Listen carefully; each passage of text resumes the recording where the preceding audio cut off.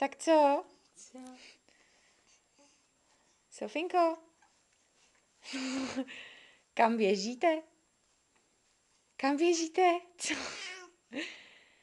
No, pověz mu to všechno. Řekni mu to všechno. Čup, řekni.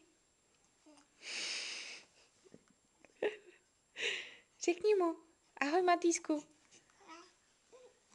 No, No ale to je pěkně živá, víš, takhle. no. Řekni pokojení, viď? Co to dělá tata?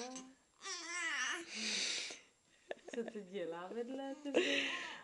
Matýsku, ty jsi kliďoch. Ty jsi normálně kliďoch.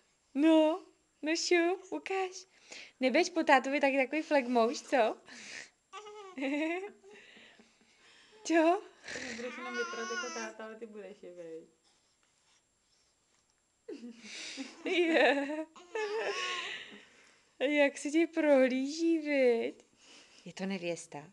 Máťo, je to nevěsta. Co? Nebo by si takovýhle střevo nechtěl? Co? Takovýhle ukecaný střevo.